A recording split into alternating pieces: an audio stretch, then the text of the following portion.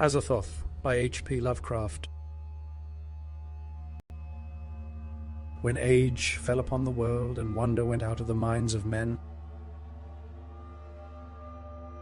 when grey cities reared to smoky skies, tall towers grim and ugly, in whose shadow none might dream of the sun or of spring's flowering meads,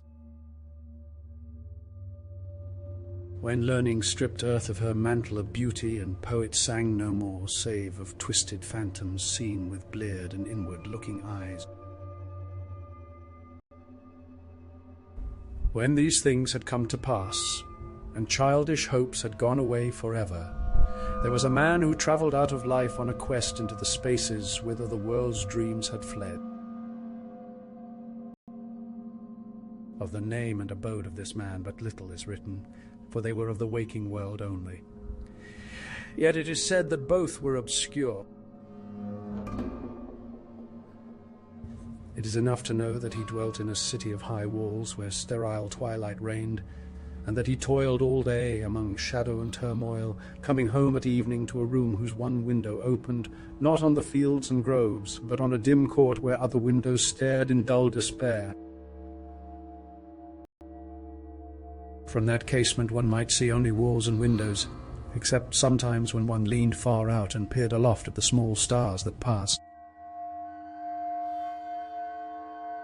And because mere walls and windows must soon drive to madness a man who dreams and reads much, the dweller in that room used night after night to lean out and peer aloft to glimpse some fragment of things beyond the waking world and the greyness of tall cities.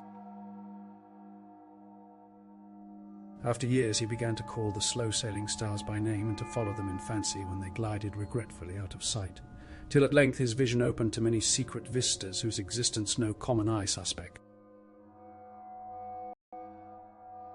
And one night a mighty gulf was bridged, and the dream-haunted skies swelled down to the lonely watcher's window to merge with the close air of his room and make him a part of their fabulous wonder. There came to that room wild streams of violet midnight glittering with dust of gold, vortices of dust and fire swirling out of the ultimate spaces and heavy with perfumes from beyond the world.